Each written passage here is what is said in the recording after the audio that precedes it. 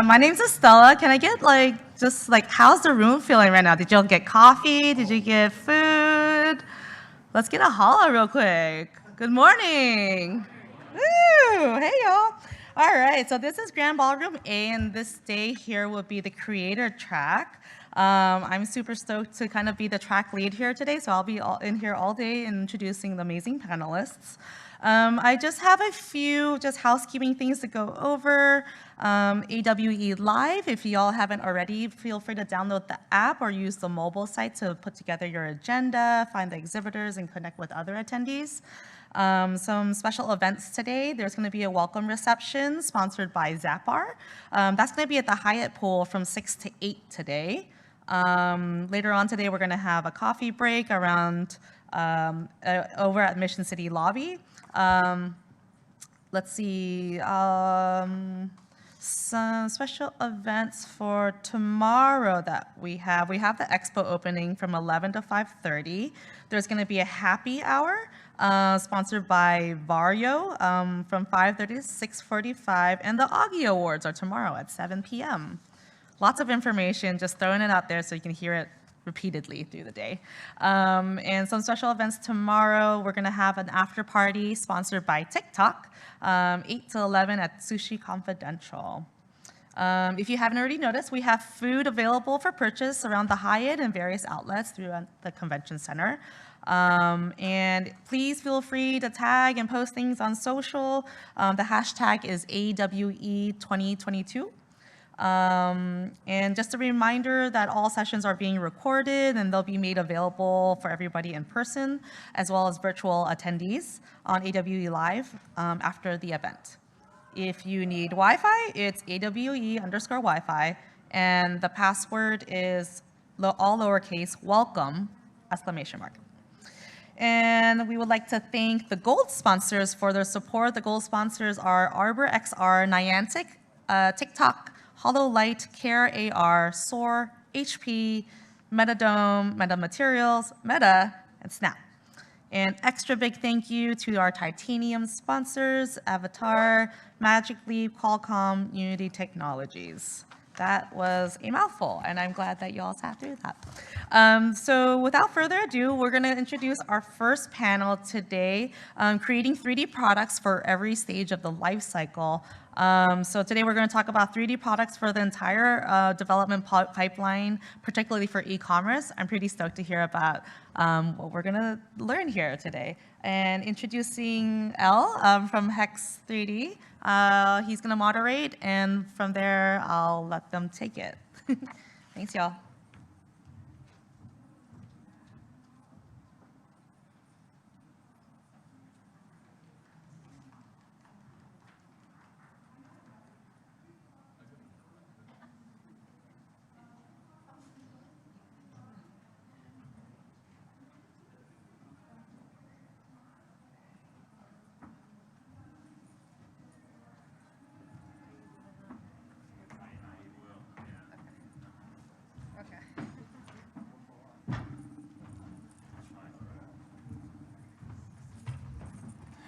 Good morning. This is short. Okay, so round of applause for our panelists. Okay. Yeah, I'll wake them up. No worries. I'm from Israel. I can do that. Okay, so thanks everyone for joining. We'll just do a quick round of introductions before diving into today's topic. So, if it works. So let's try. No. Slide.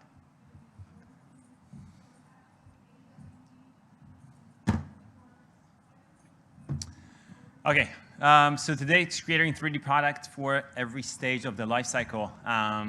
So with us today are a few experts in the field working with the world's largest brands and retailers, starting with Ashley. Click. No? Slide. It doesn't start. Slide, please. That's okay. Do you want me? You want to see? Yeah, you can start. Ashley. Awesome. Hi, I'm Ashley Crowder. Let's see.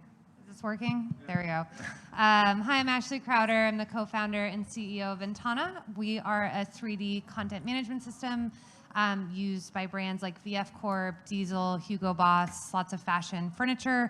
We automatically optimize existing manufacturing design files so they can instantly be used across web, social media, and I won't say the M word, but game engines. So.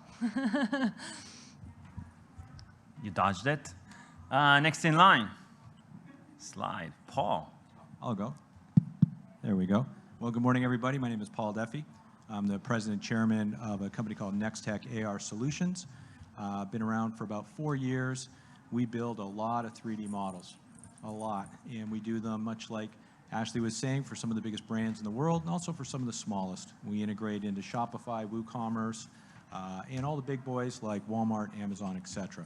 So looking forward to a great session this morning. Yeah, thank you, Paul. Next in line, slide, please. Slide, please. Click. Oh, Tyler. Hey, Tyler. Everyone. So I'm Tyler Lindberg. I am from the Vertebrae team at Snap, so I lead the Vertebrae 3D engineering team. Vertebrae was a company acquired by Snap last year, and before the acquisition and after the acquisition too, we're a team focused on enabling brands to serve their 3D e-commerce assets, and we help them with both asset creation and distribution. And specifically for the 3D engineering team, I'm focused a lot on automation and the pipeline surrounding these 3D assets. Thank you. Last but not least, Murad. Hi, this is on. Hi, my name is Murad Akhtar. I am the CTO and co-founder of All3D. We help companies in the home goods and home improvement space build virtual products, infinitely customizable, as well as immersive 3D experiences. Thank you, Murad. Slide, please. So today I'll be representing the Khronos Group. All of us are companies, part of us are members in the Khronos Group. And for those of you who don't know the Khronos Group, one of the largest, if not the largest, XR initiative globally. So you'll typically see a lot of companies that outside of the Khronos compete. Inside of Khronos, we work on solving some of the biggest challenges that our industry is having.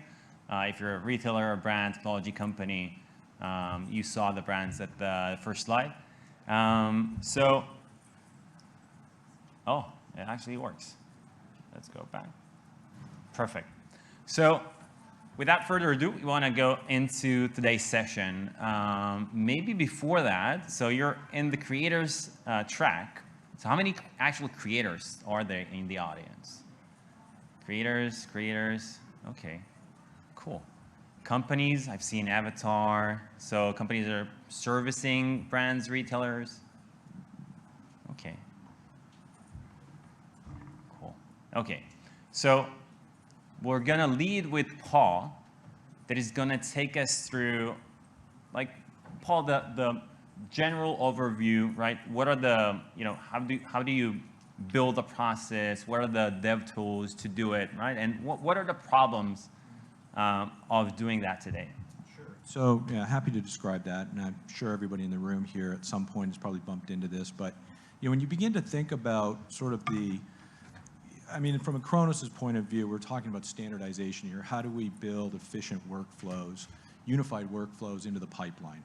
And at the, I'll say sort of where we sit today, what we've really got is a very disparate, faceted approach. You're going to have design and engineering sort of activating and working with folks in marketing and sales and training and services, and it can get very choppy.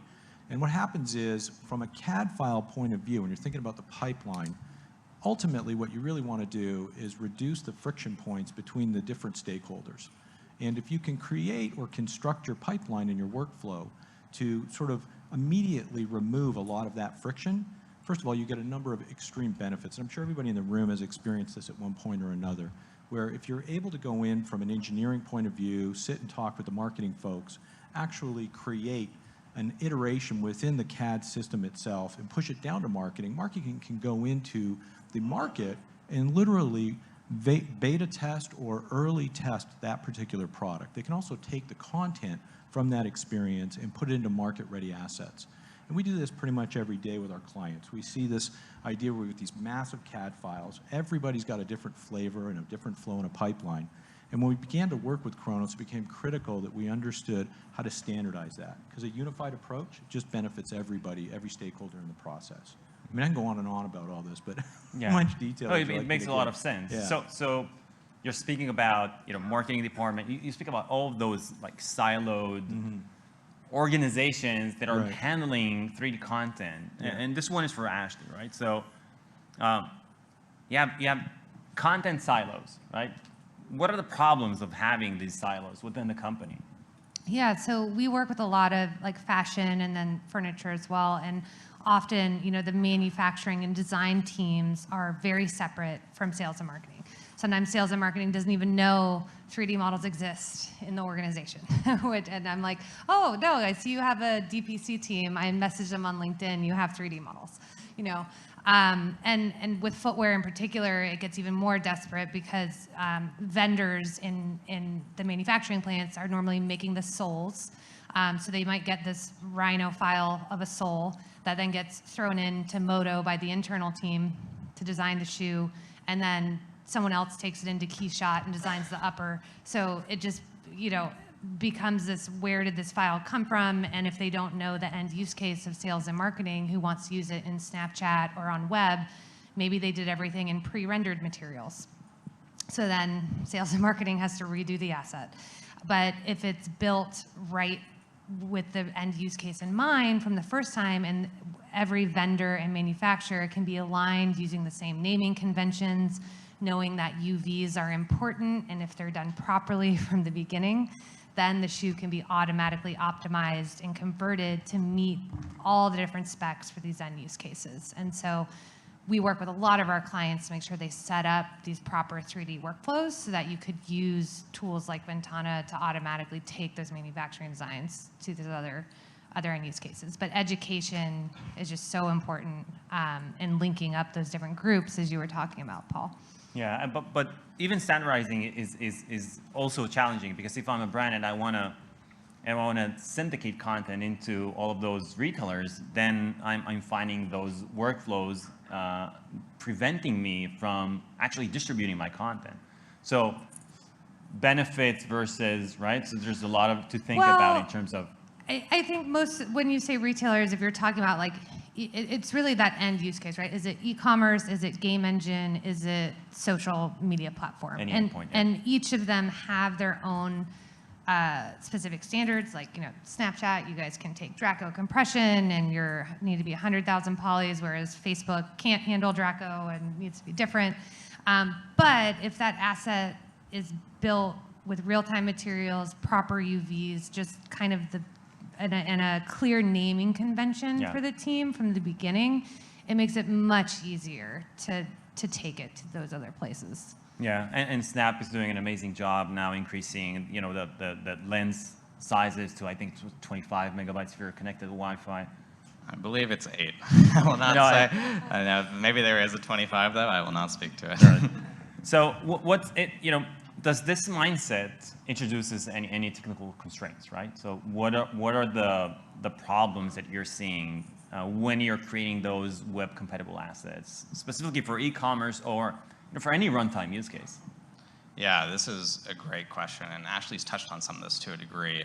So to really understand the constraints that this imposes on the pipeline, we first need to understand the constraints that are part of the ecosystem of web and mobile real-time assets. So namely, there's a couple, but I'll call out some of the key ones. So file size is really big, and you can tell that Yehiel is focused on that from the start because it's a big limiter.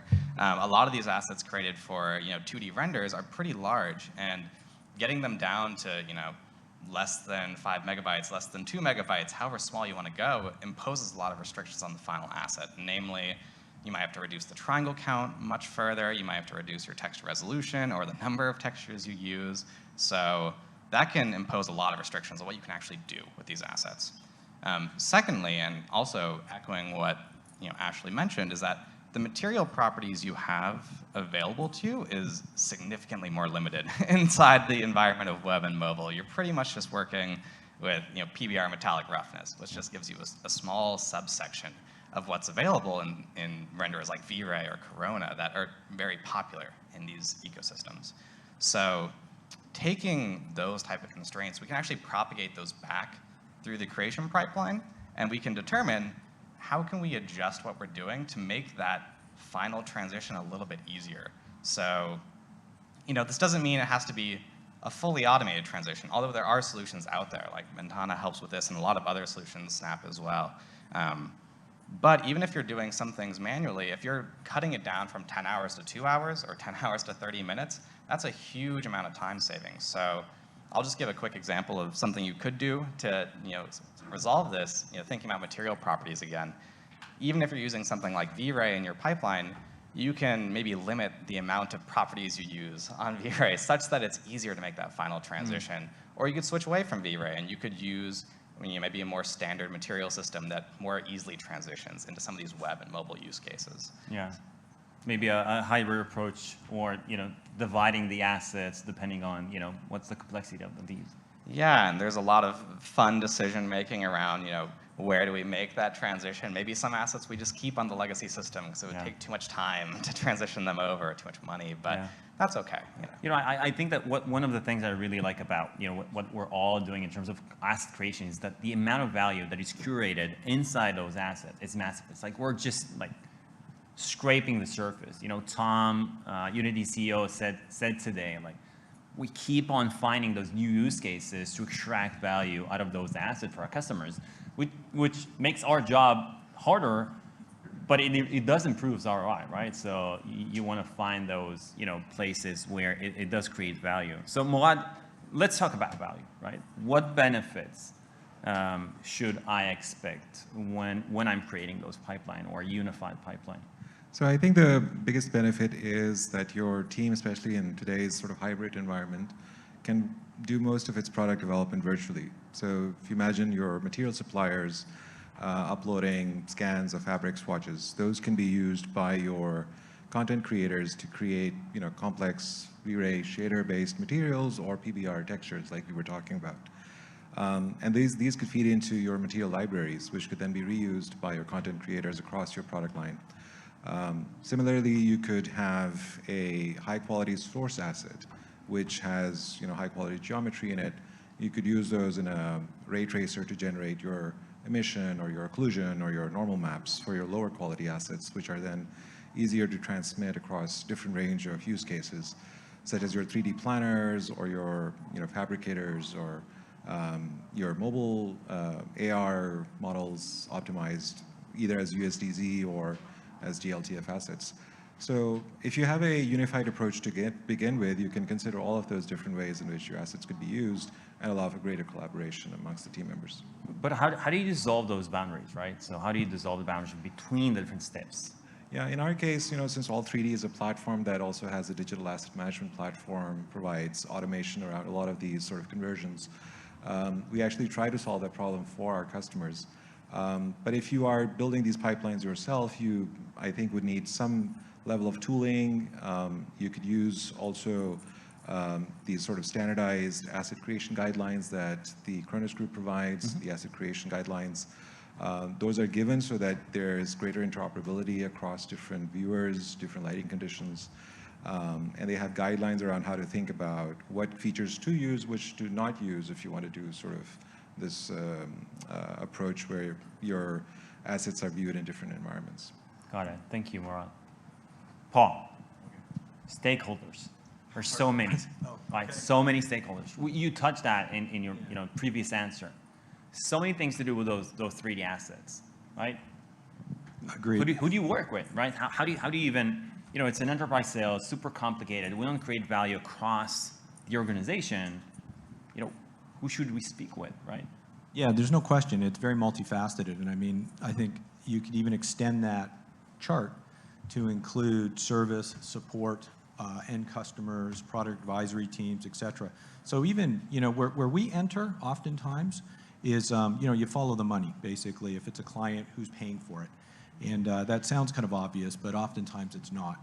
And if it's a large organization, they've got an incredible inventory of assets that they want to convert, it is going to require a typical enterprise sales cycle. So you could be into several months, if not a year, of validation and planning. If it's an e-com merchant with a Shopify account, it could be as simple as a self-serve sign-up and then a contact into one of our CSMs, for instance. But we will always work with whoever is getting the net benefit from that particular asset. And it's interesting because if you think about it from that perspective, the net benefit from production, for instance, where it's sampling, engineering, design, very different than the net benefit from those in sales and those in marketing. In marketing, you know, they want basically an early attack into the market segment. They want to validate. They want to see how well the product will work within that environment, which is a very different approach than what you would get out of product manufacturing, for instance. I think we were all experiencing it, and it's very interesting because our teams are advisors, and they have to control like each stakeholder. They have to be expert in each of those stages for each vertical. They need to have a domain expertise. You're absolutely right within all of that pipeline, if you would. Yeah. Yeah, and with the large constellations of formats and tools, right? So how do you even decide how to build a pipeline, right? So this one is for Tyler. What is Unity? What is Snap using, and why did you chose that specific pipeline? Yeah, definitely. So I'll distinguish a little bit between two types of formats. So there's delivery formats and there's interchange formats. So just really quick, brief overview. Delivery formats are really 3D formats that are designed to go to the end user. So these are actually going to be served over a network connection to a user and displayed on a user's device. No one is going to be editing these files anymore. They're just designed for viewing or interaction maybe. Whereas an interchange format is actually designed to go between different 3D creation programs. So transitioning between Maya and 3ds Max, or from Maya to Substance Painter, or something along those lines. And that serves a significantly different use case where you want to maintain as much metadata as possible. You want it to transition as perfectly as possible. That's a really tough proposition. So at Snap, thinking about these two different types of formats, on the delivery format end, we're pretty much all glTF. This is an open standard that Khronos has developed, and it's really it has gained a ton of traction in the e-commerce space. You'd be hard-pressed to find an e-commerce viewer that doesn't support glTF at this point in time. So really, glTF has been a huge benefit to us, both at Vertebrae and at Snap, and we're excited to keep developing on it. Thinking about interchange formats, there's actually a lot less standardization here. And at Snap, we've experimented, at Snap and Vertebrae, we experiment with various formats here. There are ones like FBX and OBJ, which maybe weren't intentionally designed as a great interchange format, but they work to a degree. And then you could do Clada and Alembic if you want to go a little bit more metadata preservation, or you could, we've been investigating USD or Material X, which are two really promising candidates for helping this out. So that's sort of how we think about formats at Snap right now. Interesting. By the way, the part of our role at the Khronos Group is making sure that the glTF that we're representing actually fits our needs. So it's also a shout out. Every one of us has significant impact on how glTF actually looks like. For those of you who were not familiar with the organization, I highly recommend being more engaged and being able to influence, the actual file formats that are being used. Ashley, so glTF, right? So Snap chose glTF. I'm using glTF. It's going to solve all my problems, right? That's how it works. Maybe. No? Yeah. Oh, so I mean that's step one, right? So glTF is quickly becoming the JPEG of 3D. Everyone should be thinking about having that as an end use case, wherever you start, so that you can do all these amazing things like Snap and all, Facebook and everything else. That said, if you're looking to think about, if you're looking at a 4K TV versus an HD TV, it's going to look different, right? So the viewer you choose is going to really affect how that asset looked. On top of, are you looking at a 4K monitor or something else, but we can't control what device. So starting with the viewer, it's really important. And so one thing that Khronos has done to help try and standardize this is not just push glTF standards, but also push viewer standards. And so I highly recommend if you have a viewer within your platform or in your services, you choose a certified Khronos viewer, or you go to try and get your viewer certified. Because if your viewer has different light properties, the same exact glTF model is going to look completely different in your viewer versus Snap or Ecom or wherever. And then, you know, trying to explain that to stakeholders who might be less technical is, why does this color, this red is not Ferrari red? It's a tone away. You know, yes. Yeah. And I cannot tell you how many conversations I've tried to explain, you know, it's a real-time asset, so lighting affects the color. Yeah. So it's a tone away. Do you think it's maybe brands maturity, right? So the actual content creators or content supervisors within those organizations that don't fully understand the restrictions that we're handling inside those 3D environments? Yeah, education is extremely important. I mean, with our fashion clients, we're working with fashion designers who happen to now be using a 3D design tool. They were not 3D artists. So there's a huge learning curve, and they're getting there, but they need, you know, help onboarding. We do lots of webinars to try and train people, and you know, working with Khronos Group to kind of do more of that as well. But it's going to be a journey, and I think the more we can set standards that everyone follows, the easier it's going to be for people. So.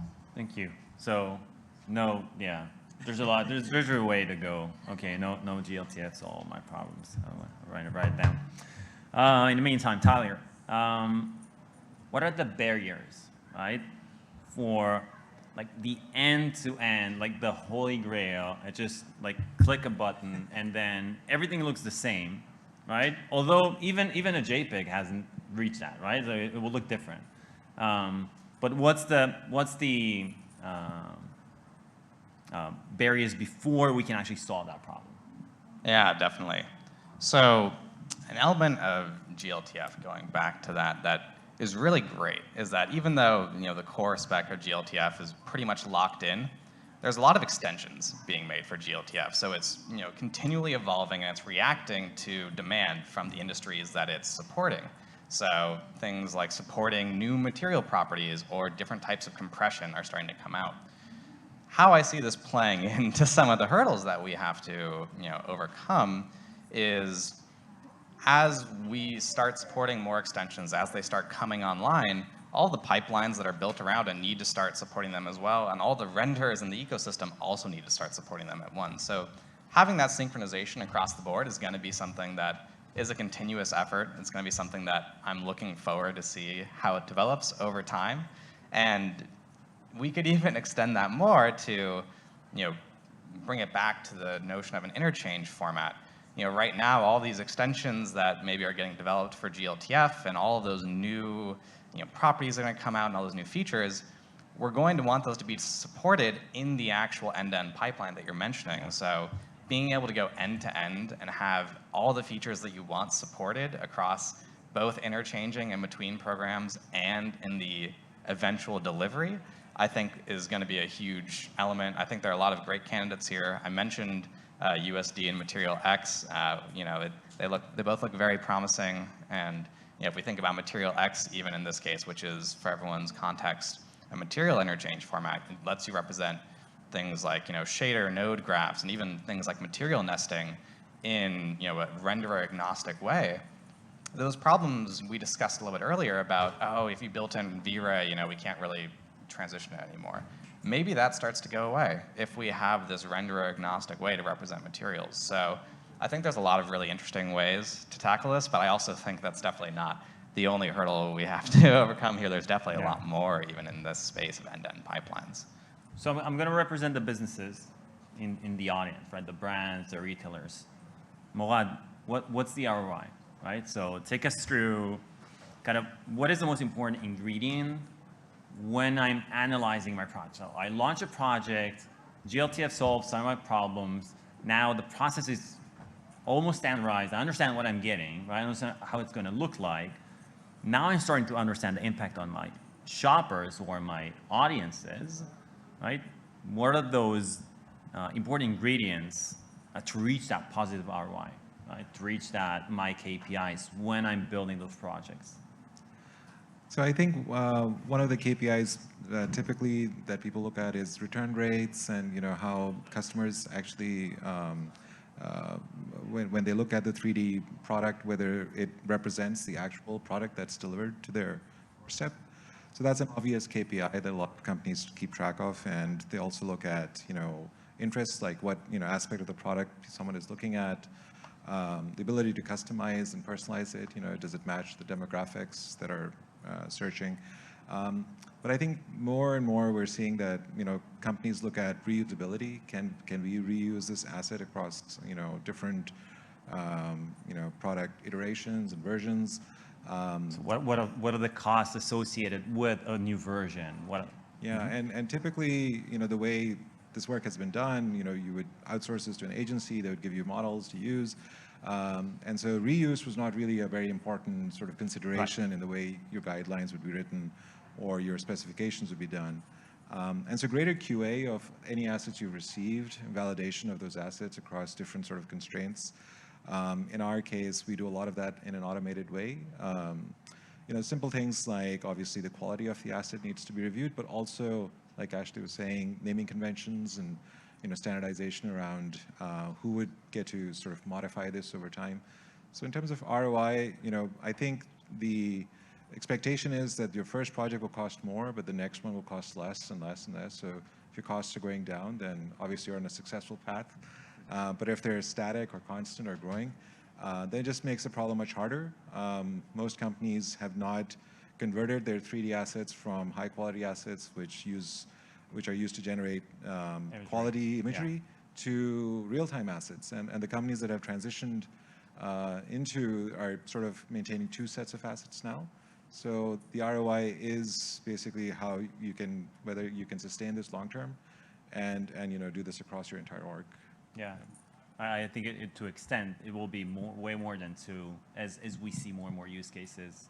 Anyone else want to add on that? One thing I'll add, I mean, so many of our clients start with 3D to replace physical prototypes.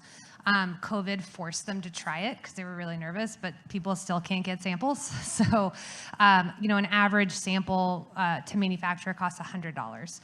We had a client, each collection, there's about 1,000 assets in a collection. They replaced the whole collection with 3D samples, so they saved $100,000. They went from a 6-month lead time to a 3-week lead time with their client.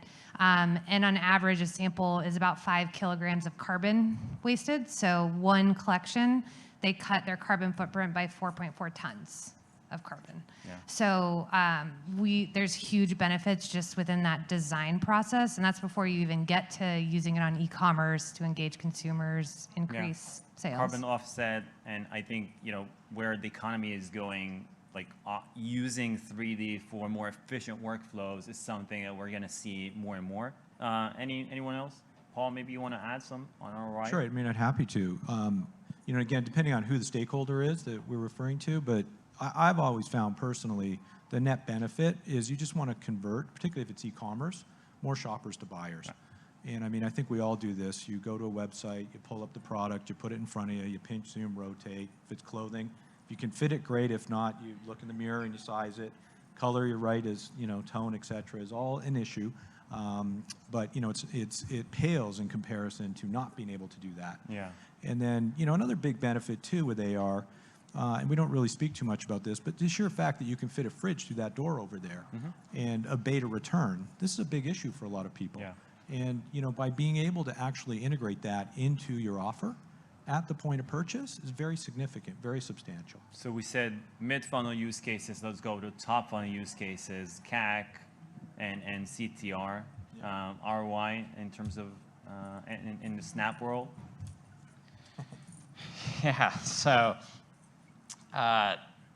thinking about ROI in the Snap world, there's a lot of benefit that can be gained from just getting your products in front of more people.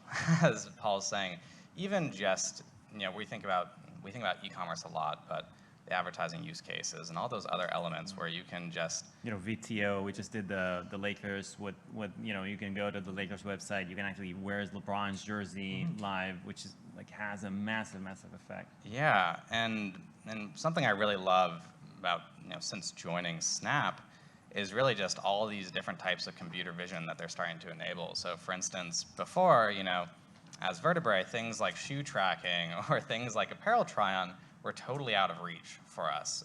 But joining Snap and seeing what Snap's been able to enable, you're starting to see all these verticals open up. So things like apparel starting to become, something that's possible to do with external body mesh and Snap, or things like shoe try-on, which, maybe you could have done with certain vendors, but now you can just see this in a really great platform where you can just, distribute it to a really huge audience.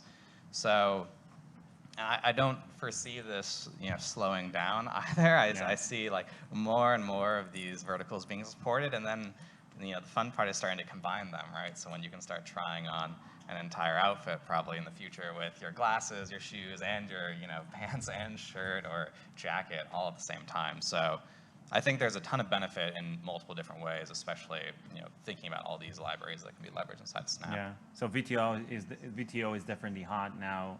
Farfetch just acquired Ventana, so definitely. No, we're not acquired. Wanna? Yeah. I do apologize. Yet they haven't offered enough. Okay, so we have a few minutes left. I want to open up to questions from the audience, if there are any.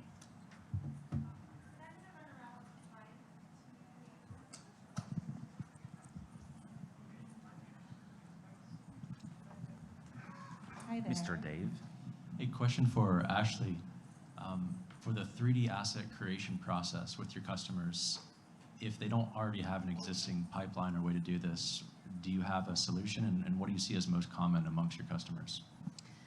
Yeah, so for apparel, many companies are investing in training their designers in how to use either Clo or Browseware. That's kind of become the standard. Footwear tends to be Moto or Keyshot. Then furniture tends to be 3ds Max. Every industry kind of has their tool.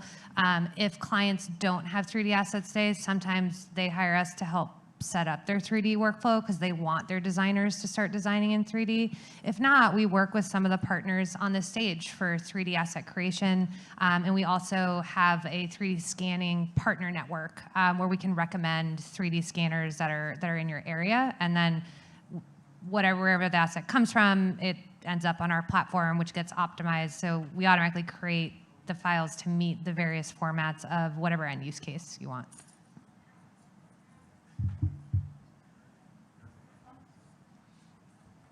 Where do you see the biggest opportunities, either by industry or in your area of systems that you see?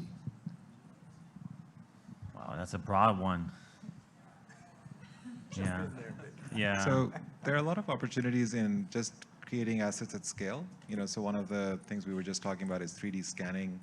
I think it's a very difficult area, generating assets from scans, and almost everybody has a scanner now in the form of a phone. You can use a LiDAR sensor on it to do a scan, but it's very hard to then, create a product that's actually usable across all these different formats and solve all the problems with a scanned product if it has reflective materials, for instance, or if you end up with holes.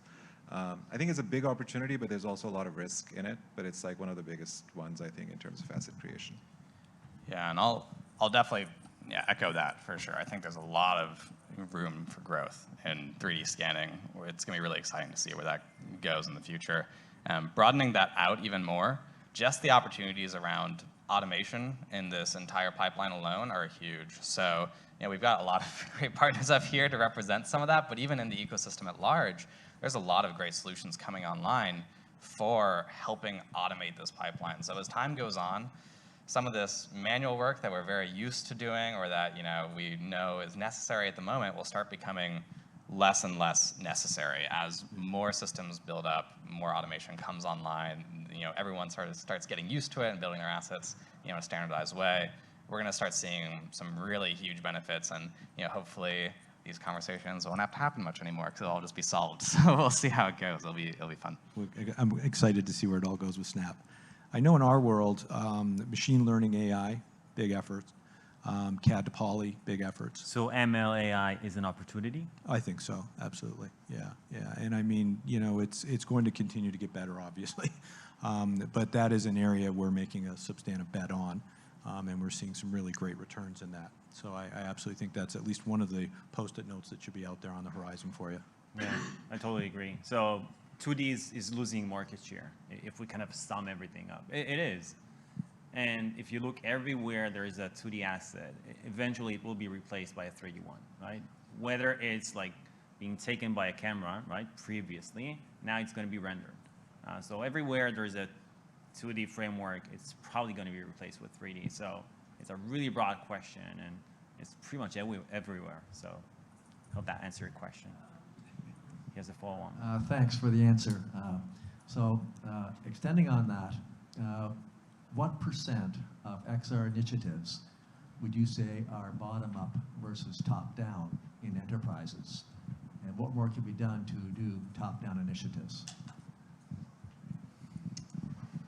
I can touch on that. I mean, I don't know an exact percentage, but I would say we often get brought in by the digital product creation teams, which would be bottom up, saying, I'm getting asked for all these different assets at all these different file formats and types, and I can't possibly keep up with this. And our solution helps automate a lot of that. So they might bring us in, use us, and then kind of we end up talking to the CTO, who then purchases our software to use across the enterprise, so sales and marketing can get what they need. So I'd say often it happens that way.